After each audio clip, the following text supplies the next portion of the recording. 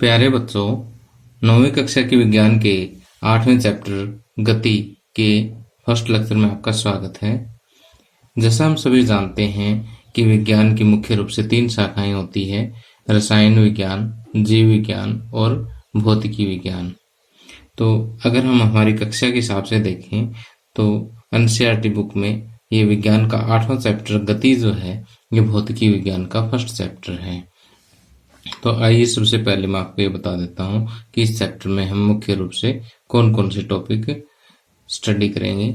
तो सबसे पहले मैं आपको ये बताऊंगा कि गति क्या होती है, और गति को समझने के लिए हमारे पास कुछ परिभाषाएं हैं: दूरी, विस्थापन, चाल, वेग, त्वरण। ठीक है, तो हम ये सभी परिभाषाओं को पढ़ेंगे और इनके जो डिफरेंट टाइप है वेग और चाल के, वो भी हम पढ़ेंगे। इसके अलावा गति का ग्राफीय निरूपण यानी ग्राफ ड्रा करना सीखेंगे। उसके बाद मैं आपको गति के 3 समीकरण बताऊंगा और फिर उन तीनों समीकरणों को ग्राफीय पद्धति के द्वारा जो है वो सिद्ध करके दिखाएंगे।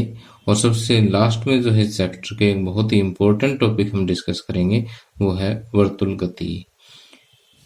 तो आइए फर्स्ट लेक्चर की शुरुआत करते हैं। इस लेक्चर में मैं आपको एक वस्तु की 2 अवस्थाओं, विराम अवस्था और गतिमान अवस्था के बारे में बताऊंगा।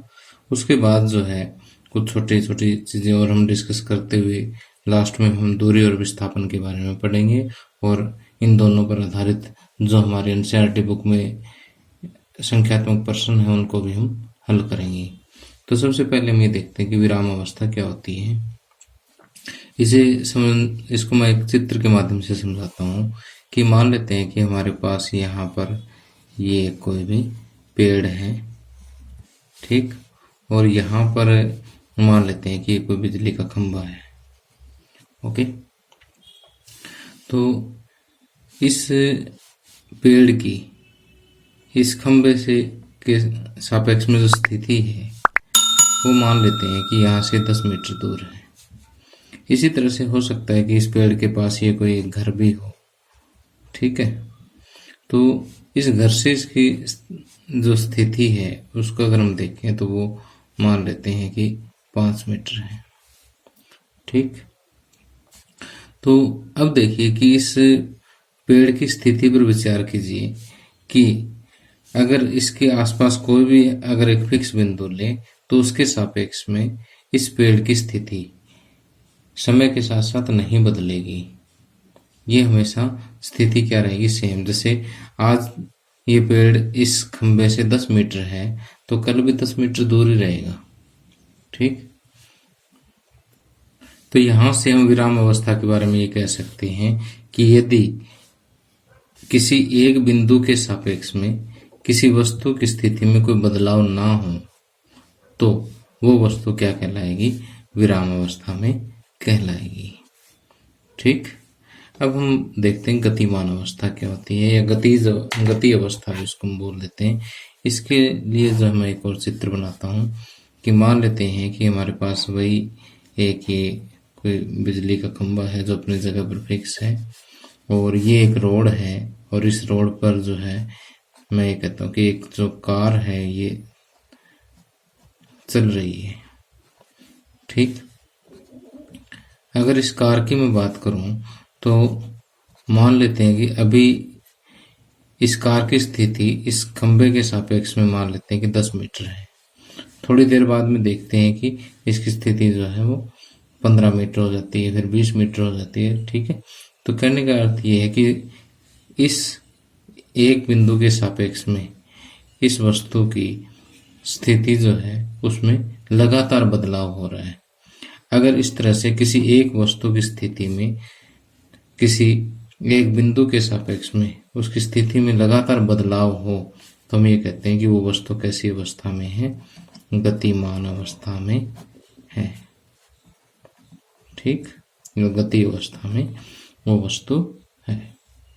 अब देखिए कि गतिमान अवस्था की परिभाषा आप यहाँ स्क्रीन पर भी देख सकते हैं, और मैं आपकी नॉलेज के लिए बता देता हूँ कि इस चैप्टर के पूरे नोट्स जो है मैंने तैयार कर दिए हैं। तो ये इन सभी नोट्स की पीडीएफ आप इसी वीडियो के डिस्क्रिप्शन में जो है लिंक दिया हुआ है, आप वहां से डाउनलोड कर सकते हैं। अब देखिए, मैं आपको एक बहुत ही इंटरेस्टिंग सी बात बताता हूँ कि एक वस्तु एक ही समय में एक साथ विराम अवस्था में भी हो सकती है और गतिमान अवस्था में भी हो सकती है। अब आपको इस तरह की ये कैसे हो सकता है कि एक साथ दोनों अवस्थाएं कैसे हो सकती है? तो बिल्कुल सिंपल सा एग्जांपल है कि मान लेते हैं कि ये एक रोड है और इस रोड पर ये एक बस जो है वो चली जा रही है। ठीक, अब इस बस के अंदर जो है कई सारे पैसेंजर बैठे हैं। ठीक, ये बस जो है यहाँ पर चल रही है। तो मान लेते हैं कि ये कई सारे पैसेंजर इसके अंदर बैठे हैं। तो ये पैसेंजर 1 है, पहला पैसेंजर है। ये पैसेंजर जो है, ये यात्री जो है, बाकी और यात्रियों के सापेक्ष में क्या है? विराम अवस्था में है, क्योंकि बाकी जो और यात्री बैठे हैं उसके सापेक्ष में तो इसकी स्थिति में कोई बदलाव हो ही नहीं रहा, तो इनके सापेक्ष में तो ये क्या है? विराम अवस्था में है। लेकिन अगर इस बस से बाहर कोई भी फिक्स वस्तु है तो उसके सापेक्ष में जो है इसकी स्थिति में क्या है? बदलाव हो रहा है। तो हम ये कह सकते हैं कि जो वस्तुएं इस बस से बाहर है उनके सापेक्ष में ये व्यक्ति क्या है? गतिमान अवस्था में है। ठीक, तो एक बार नोट्स में से बता देता हूँ कि एक वस्तु एक ही साथ एक ही समय में गतिशील और स्थिर दोनों हो सकती है। उदाहरण के लिए, गति कर रही बस का एक यात्री उस बस के अंदर बैठे अन्य यात्रियों के सापेक्ष में स्थिर अवस्था में है, जबकि सड़क के किनारे किसी पेड़ पौधे के सापेक्ष में गतिमान अवस्था में होता है। अब देखिए कि गति शब्द से हम परिचित हो चुके हैं कि गति ये कहती है कि अगर कोई वस्तु जो है किसी बिंदु के सापेक्ष में अगर अपनी स्थिति बदल रही है तो वो गति अवस्था में है, यानी वो गति कर रही है। तो गति के जो है कई प्रकार होते हैं। तो यहाँ पर मैं 4 मुख्य प्रकार आपको बता रहा हूँ कि सीधी रेखा में गति, वृत्तीय पथ पर गति, तीसरा है घूर्णन गति और चौथा है कंपन गति। तो इस चैप्टर में हम पहले 2 टाइप की गतियों के बारे में चर्चा करेंगे। पहला है सीधी रेखा में गति। सीधी रेखा में गति जैसे नाम से ही स्पष्ट है कि यदि कोई वस्तु जो है वो एक सीधे पथ पर चल रही है तो उसकी गति जो सीधी रेखा में गति कहलाएगी। और वृत्तीय पथ पर गति कि यदि कोई वस्तु जो है इस तरह से एक वृत्ताकार पथ पर चल रही है, जैसे एक साइकिलिस्ट जो है गोल घेरे में साइकिल चला रहा है, तो उसकी गति जो है वो क्या कहलाएगी? वृत्तीय पथ पर गति कहलाती है। अब घूर्णन गति क्या होती है? घूर्णन गति में और वृत्तीय गति में थोड़ा सा अंतर आपने ध्यान से देखना है कि मान लेते हैं कि ये एक वस्तु है और ये एक फिक्स बिंदु है, और इस फिक्स बिंदु के अबाउट जो है इसको हम कुछ इस तरह से घुमा देते हैं इस वस्तु को। ठीक, तो इस तरह से घूमेगा तो इसके जितने भी बिंदु हैं वो इस तरह से वृत्ताकार पथ में घूमेंगे। ठीक, और इन सभी वृत्तों की खास बात क्या है कि इन सभी का जो केंद्र बिंदु है वो एक ही जगह पर होगा, यानी इसके जितने भी कण हैं वो संकेंद्रीय वृत्त बनाएंगे। ठीक, तो इस तरह की जो गति है वो क्या कहलाती है? घूर्णन गति कहलाती है। जैसे हम दरवाजा बंद करते हैं या खोलते हैं तो दरवाजा जो है फिक्स एक्स के अबाउट जो है घूमता है, उसके चारों ओर जो है घूमता है। तो दरवाजे की जो गति है उसको आप घूर्णन गति का एक एग्जाम्पल के तौर पे समझ सकते हैं। इसी तरह से आगे आता है कंपन गति। कंपन गति का मतलब ये है कि यदि कोई एक वस्तु एक बिंदु के आगे पीछे इस तरह से गति कर रही हो तो वो कहलाती कंपन गति। ठीक, जैसे आप कंपन गति को समझने के लिए जो है किचन में इस तरह से एक चिमटा होता है ना हमारा, उस चिमटे को आप किसी सतह से टकराइए। एक बार टकराने के बाद आप इसको इस जगह से पकड़ लीजिए, फिर आप इसकी जो एक लेग है इसकी गति देखिए। ठीक, वो गति जो है इस तरह से एक ही बिंदु के आगे पीछे होगी। तो ये जो गति है, इस टाइप की गति जो होती है उसको हम क्या कहते हैं? कंपन गति कहते हैं। तो एक बार तो यहाँ पर आप इनके नाम पढ़ लीजिए, वही काफ़ी है। अब सबसे ज़्यादा डिटेल हमारे इस चैप्टर में जो है सीधी रेखा में गति की आएगी। ठीक, उसके बाद जो है हम सीधी रेखा में गति के कुछ समीकरण भी पढ़ेंगे और इनका ग्राफ भी ड्रा करेंगे। ठीक, और लास्ट के 5 मिनट में इस चैप्टर के हम वृत्तीय पथ पर गति को भी पढ़ेंगे। लेकिन जो सीधी रेखा में गति है उसको समझने के लिए हम कुछ परिभाषाएं और पढ़ते हैं। अब आइए मैं इस लेक्चर की बहुत ही इम्पोर्टेंट परिभाषाओं के बारे में आपको बताता हूँ कि एक है दूरी और दूसरा है विस्थापन। अब सबसे पहले मैं आपको दूरी समझाता हूँ कि दूरी क्या चीज होती है। कि मान लेते हैं कि कोई वस्तु जो है बिंदु ए से चल करके बिंदु बी तक पहुंचती है। ठीक, जो बिंदु ए है इस वस्तु की प्रारंभिक स्थिति कहलाता है। क्या कहलाता है? प्रारंभिक स्थिति। और बिंदु बी जो है इसकी अंतिम स्थिति कहलाता है। अंतिम स्थिति। अब देखिए कि दूरी को समझने के लिए यहाँ ध्यान से देखिए कि बिंदु ए से बिंदु बी तक वस्तु जो है मान लेते हैं कि इस पथ पर होती हुई जाती है। ठीक, तो इस पथ की वास्तविक लंबाई या माप जो है वो क्या कहलाता है? दूरी। अब जैसे मान लेते हैं यहाँ से यहाँ गई ये 10 मीटर, ये भी मान लेते हैं 15 मीटर, 5 मीटर, 5 मीटर, और ये आ गई जो है मान लेते हैं 10 मीटर आ गई। ठीक, फिर इधर ये 7 मीटर गई और यहाँ से ये आ गई 5 मीटर। ठीक, और फिर ये जो बच गए 2 मीटर मान लेते हैं। ठीक, तो अब देखिए कि पूरे पथ की लंबाई कितनी होगी? 10 और 15 25, 25 5 30, 5 35, 10 45, 5 50 और 7 57 और 2 59। 59 मीटर जो है इस रास्ते की जो लंबाई है वो वास्तव में वस्तु द्वारा तय दूरी है। ठीक, इसी तरह से मान लेते हैं कि वस्तु जो है किसी अन्य पथ पर चलती हुई जाती है। कि मान लिया बिंदु ए से पहले इधर गई, फिर इधर ऐसे जाती हुई मान लिया इस पथ पर होती हुई या बिंदु बी पर पहुंच गई। तो इस पथ की जो माप है, इस पथ की जो लंबाई है वो क्या है? दूरी कहलाएगी। ठीक, यानी किन्हीं भी दो बिंदुओं के बीच में वस्तु की कोई भी दूरी हो सकती है, वो उस पथ की लंबाई पर निर्भर करती है। ठीक, और दूरी में दिशा की कोई चक्कर नहीं है, चाहे किसी भी दिशा में दूरी तय कर किसी भी दिशा में पथ में जाए वस्तु। ठीक है, दूरी वहां पर काउंट होगी। तो देखिए दूरी की परिभाषा में इस तरह से दे सकते हैं कि प्रारंभिक और अंतिम स्थिति के बीच वस्तु द्वारा चले गए पथ का माप जो है वो क्या कहलाता है? दूरी कहलाता है। अब देखिए विस्थापन भी मैं साथ के साथ समझा देता हूँ बाय कंपैरिजन, आपको अच्छी तरह से याद हो जाएगा कि वास्तव में विस्थापन क्या होता है कि एक विशेष दिशा में तय की गई दूरी जो है वो विस्थापन कहलाता है।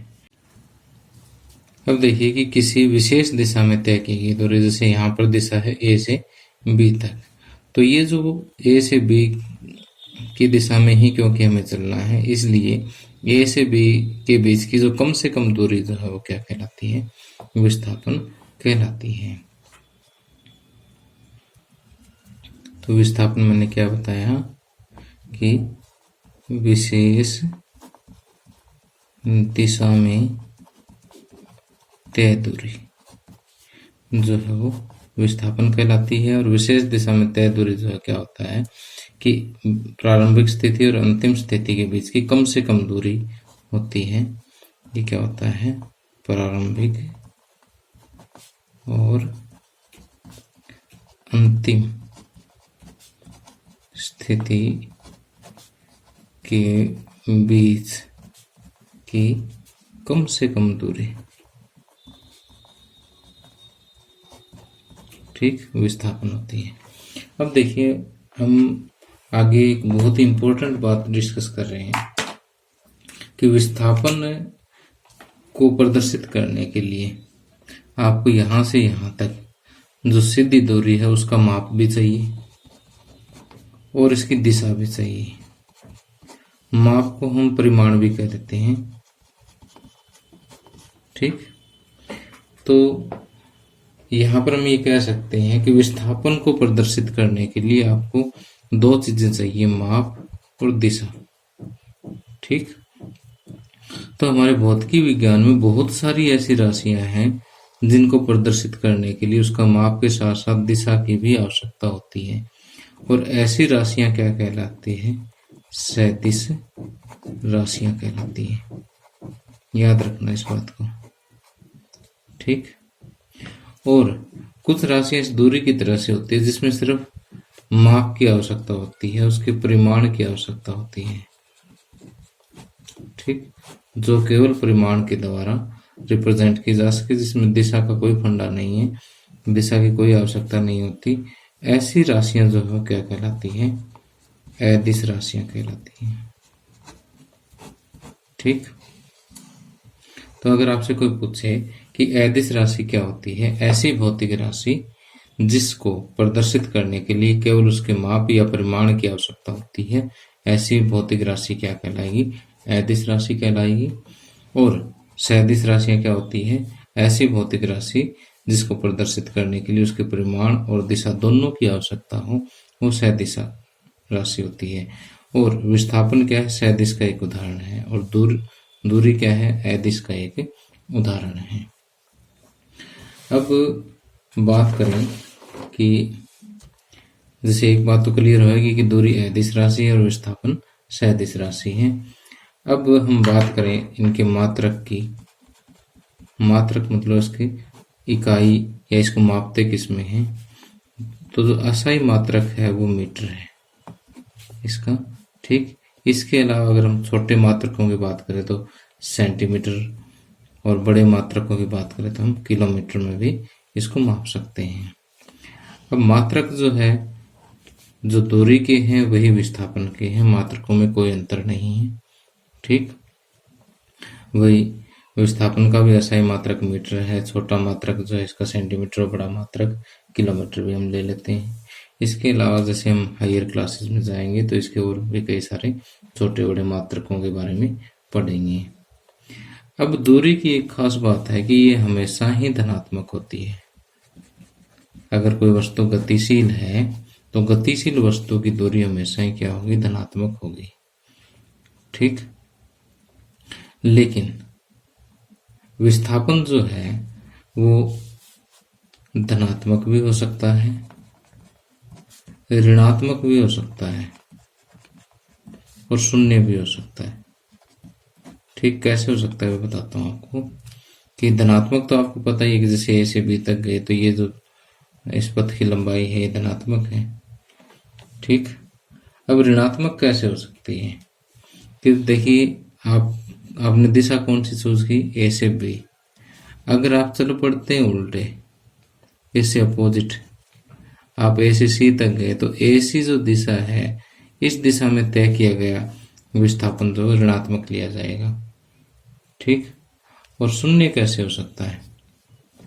शून्य ऐसे हो सकता है कि मान लेते हैं कि हम यहाँ से चले और एक वृत्ताकार पथ में चलते हुए इसी बिंदु पर वापस आ गए, तो हमारी प्रारंभिक स्थिति भी यही है और अंतिम स्थिति भी यही है।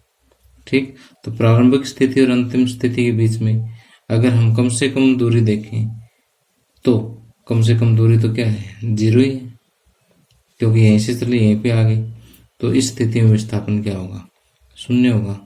या फिर हम अपने घर से मार्केट गए, बाजार गए,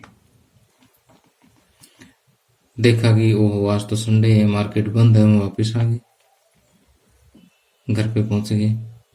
तो दूरी तो जैसे मान लिया घर से मार्केट कितना है? 2 किलोमीटर है मान लिया, तो दूरी तो होगी 2 + 2 4 किलोमीटर, लेकिन विस्थापन हो गया इसका 0, क्योंकि चले कहाँ से थे?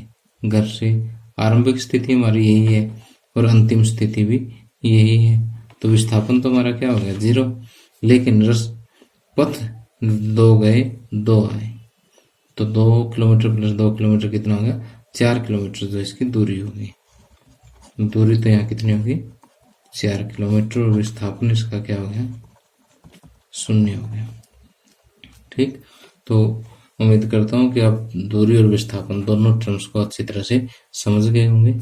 बाकी कंसेप्ट को और अच्छी तरह से पक्का करने के लिए आप यहाँ नोट्स में से जो है एक बार और इसको स्टडी कर लेना, बिल्कुल आपको अच्छी तरह से ये चीज़ें याद हो जाएगी। ठीक, और यहाँ पर एक बात और भी बताई गई है कि विस्थापन जो है वो दूरी के बराबर हो सकता है या फिर दूरी से छोटा हो सकता है, दूरी से बड़ा विस्थापन कभी नहीं हो सकता। तो यहाँ पर आपको क्या बात बताई थी कि विस्थापन जो है वो दूरी से छोटा हो गया, दूरी के बराबर होगा। मान लेते हैं कि ए से बी तक अगर वस्तु बिल्कुल सीधे रास्ते पे पहुंच गई यहाँ पर, तो यही तो इसकी दूरी और ये विस्थापन है, तो दूरी इस केस में विस्थापन के बराबर हो जाएगी। लेकिन अगर रास्ता थोड़ा सा भी इसने डाइवर्ट कर दिया, थोड़ा सा भी कोई और रास्ता चूज कर दिया, तो दूरी अब बड़ी होगी, विस्थापन वही है छोटा। ठीक, तो विस्थापन हमेशा ही दूरी से छोटा या बराबर होगा। ठीक, अब आइए कुछ एनसीईआरटी क्वेश्चन डिस्कस करते हैं। यहाँ पर पहला क्वेश्चन आपको दिया हुआ है कि एक वस्तु द्वारा कुछ दूरी तय की गई, क्या इसका विस्थापन शून्य हो सकता है? अगर हाँ, तो अपने उत्तर को उदाहरण के साथ समझाइए। तो देखिए, उसका उत्तर तो सिंपल सी बात है, हाँ ही होगा कि यदि किसी वस्तु की आरंभिक स्थिति और अंतिम स्थिति दोनों समान हो तो उसका विस्थापन क्या होगा? शून्य ही होगा। और आप इसका एग्जाम्पल ले सकते हो कि जैसे हम घर से स्कूल गए और स्कूल से वापस घर आ गए। ठीक, तो इस स्थिति में हम दूरी तो तय कर रहे हैं, घर से स्कूल गए, स्कूल से घर आ गए, लेकिन हमारी आरंभिक स्थिति भी घर थी और अंतिम स्थिति भी क्या है? घर है। तो इस केस में जो है विस्थापन क्या होगा? शून्य होगा। ठीक, तो इसके उत्तर की लैंग्वेज में बोल देता हूं, आप इसको नोट कर लीजिएगा कि यदि किसी वस्तु की आरंभिक स्थिति और अंतिम स्थिति समान है तो वस्तु दूरी तय करती है, लेकिन इसका विस्थापन क्या होगा? शून्य होगा। उदाहरण के लिए, यदि हम घर से स्कूल जाते हैं और स्कूल से वापस घर आते हैं, तो इस स्थिति में जो है दूरी शून्य नहीं है, लेकिन विस्थापन शून्य है। अब आगे देखिए, एक बिल्कुल छोटा सा न्यूमेरिकल है। कहता है कि एक किसान 10 मीटर भुजा वाले एक वर्गाकार खेत की सीमा पर 40 सेकंड में चक्कर लगाता है। तो देखिए, ये एक वर्गाकार खेत हो गया। ठीक, और इसकी भुजा कितनी दे रखी है? 10 मीटर दे रखी है। ये भी 10 है, ये भी 10, वर्गाकार है तो सारी बराबर ही होगी। तो कहता है कि वो किसान यहाँ से चलता है और 40 सेकंड में एक पूरा चक्कर लगा देगा। तो कहता है कि 2 मिनट 20 सेकंड बाद किसान के विस्थापन का परिमाण क्या होगा? कि यदि किसान 2 मिनट 20 सेकंड चलता है, तो देखिए 40 सेकंड में एक चक्कर लगाता है। ठीक, तो हम पहले तो ये देख लेते हैं कि 2 मिनट 20 सेकंड में कितने चक्कर लगाएगा। तो यहाँ पर 2 मिनट 20 सेकंड जो है, इसका मतलब सेकंड बना लेते हैं, 2 गुणा में 60 प्लस 20, 120 प्लस 20 यानी 140 सेकंड का समय हो गया। ठीक, तो अब यहाँ पर है एक चक्कर में लिया समय, एक चक्कर में कितना समय लगता है? 40 सेकंड, और कुल समय हो गया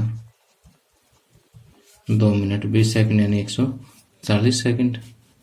ठीक, कुल समय कितना हो गया? 140 सेकंड।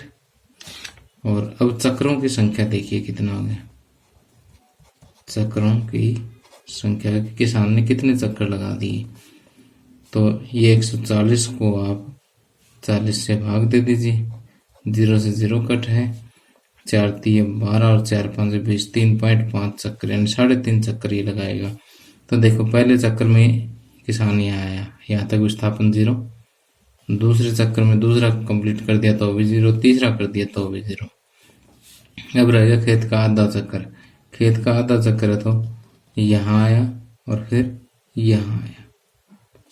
ठीक, तो विस्थापन क्या होता है कि इसका प्रारंभिक बिंदु ये है, अंतिम बिंदु ये है। ठीक, तो ये ए बी जो है इसका क्या होगा, विस्थापन होगा। ठीक, समझ गए। तो किसान का विस्थापन बराबर विकर्ण ए बी की लंबाई। ठीक, और ए बी विकर्ण की लंबाई देखो, वर्ग का प्रत्येक कोण 90 डिग्री का होता है, तो यहाँ पाइथागोरस प्रमेय लगा दीजिए। पाइथागोरस प्रमेय क्या कहती है कि ए बी बराबर A C square plus B C square under the root, और ए सी कितना 10, 10 का स्क्वेयर प्लस बी सी भी कितना 10। ठीक, 100 स्क्वेयर प्लस 100 प्लस 100 वर्गमूल 200। ठीक, अब वर्गमूल 200 को जो है आप क्या लिख सकते हैं कि जैसे 200 के इस तरह से गुणनखंड बना लीजिए, 200, 2 50, 2 25, 5 5 25। अब पेयर बना लीजिए इसके, 5 दूनी 10। जो पेयर बन गया उसको एक बार लिख दो, जिसका नहीं बना उसके साथ रूट लगा दो। ठीक, तो 10 रूट 2 मीटर। एक बार फिर से देखिए कि 2 और 5 का पेयर बन गया, तो 2 5 10 तो हमने लिख दिया सीधा, और 2 का पेयर नहीं बना, इसको मैंने रूट में लिख दिया, तो 10 रूट 2 मीटर आ गया। ठीक, अब अगर इसको और अच्छी तरह से लिखना चाहो तो 10 रूट 2 की वैल्यू होती है 1.414। ठीक, तो ये आ जाएगा 14.14 मीटर। ठीक, आगे देखिए थर्ड क्वेश्चन है कि विस्थापन के लिए निम्न में से कौन सही है। यह शून्य नहीं हो सकता। विस्थापन देखिए शून्य हो सकता है, अगर वस्तु जहां से चले वहीं आ जाए वापिस तो शून्य हो सकता है। इसका परिमाण वस्तु के द्वारा तय की गई दूरी से अधिक होता है। ये बात भी गलत है कि विस्थापन तो जो है वस्तु द्वारा तय दूरी से छोटा होगा या उसके बराबर होगा। तो इसका मतलब विस्थापन के लिए ए और बी दोनों ही गलत है इसके। ठीक, अब आगे हम एक न्यूमेरिकल और करते हैं। ये एनसीईआरटी अभ्यास का प्रश्न है, और यहाँ इस बार मैंने यही किया कि जो भी अभ्यास के क्वेश्चन है ना वो मैंने टॉपिक वाइज ही उठा लिए हैं। पहले तो अभ्यास के क्वेश्चन लास्ट में सोल्व करवाता था मैं, लेकिन इस चैप्टर में जो मैं आपको साथ के साथ जिस टॉपिक का है क्वेश्चन वहीं सोल्व करवा दूंगा। तो एनसीईआरटी अभ्यास में देखिए कि एक एथलीट वृत्तीय रास्ते जिसका व्यास 200 मीटर है। तो देखिए एक एथलीट इस तरह से एक वृत्तीय पथ पर जो है वो चल रहा है, इसका व्यास 200 मीटर है। व्यास 200 है तो इसकी त्रिज्या सिंपल सी बात है 100 मीटर होगी। ठीक, व्यास कितना दे रखा है 200 मीटर, तो त्रिज्या जो है व्यास की आधी होती है, तो 200/2 यानी 100 मीटर इसकी त्रिज्या होगी। का एक चक्कर 40 सेकंड में लगाता है। ठीक, और 2 मिनट 20 सेकंड बाद वह कितनी दूरी तय करेगा और उसका विस्थापन क्या होगा। तो देखिए यहाँ पर एक चक्कर में लिया गया समय कितना है, एक चक्कर में लिया गया समय बराबर 40 सेकंड, और कुल समय है 2 मिनट 20 सेकंड। पिछले क्वेश्चन की तरह से ही हो गया कि 60 दूनी 120 प्लस 20, 2 गुना 60 प्लस 20 यानी 140 सेकंड। ठीक, और अब चक्रों की संख्या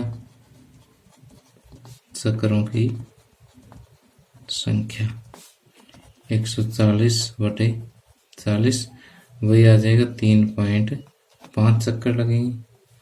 ठीक, अब तय दूरी जो है, देखो दूरी कितनी तय होगी कि दूरी में देखो पथ की लंबाई ली जाएगी। ठीक, अगर एक चक्कर लगाता तो इतनी एक बार लेते, और ये जिसपे मैंने पेन चलाया क्या वृत्त की परिधि है। ठीक, तो पथ की परिधि। ठीक, और कितनी बार तय किए? 3.5 बार गुणा में 3.5 यानी 2 पाई आर गुणा 3.5। 2 पाई कितना हो गया? 22/7। आर है 100 और ये है 3.5। पॉइंट हटा लेता हूँ, बटे में 10 लगा देता हूँ। 7 5 35, 0 से 0 कट। ठीक, 22 5 110 दूनी 220 और ये हो गया 2200 मीटर जो है इसके द्वारा तय दूरी है। अब विस्थापन देखिए कितना हो गया। विस्थापन में तो जैसे 3 चक्कर तो पूरे लगा दिए, इतने में तो विस्थापन 0 ही हो गया, क्योंकि 3 चक्रों में तो जहां से चला वहीं आ गया। अब 3.5 चक्कर इसमें लगाए तो इसका मतलब आधा चक्कर यहाँ तक हो गया, और यहाँ तक विस्थापन हो गया 100। तो ये और 100 ये, क्योंकि विस्थापन तो बिल्कुल सीधा लेंगे ना। ठीक, तो विस्थापन जो है, विस्थापन हो जाएगा ए बी के बराबर, जो किसके बराबर है 100 मीटर प्लस 100 मीटर यानी 200 मीटर जो है इसका विस्थापन हो जाएगा। ठीक, तो प्यारे बच्चों, इसी के साथ ही लेक्चर समाप्त होता है, और अगले लेक्चर में जो है हम एक समान गति और असमान गति, चाल और वेग के बारे में पढ़ेंगे, और इसी लेक्चर की तरह से जो है अगले लेक्चर में भी हम चाल और गति में अंतर समझेंगे, और इन पर जितने भी हमारे क्वेश्चन निकलते हैं एनसीईआरटी बुक के उनको हम डिस्कस करेंगे। तो आपको मेरा लेक्चर कैसा लगा कमेंट करके जरूर बताना। Thank you, have a nice day.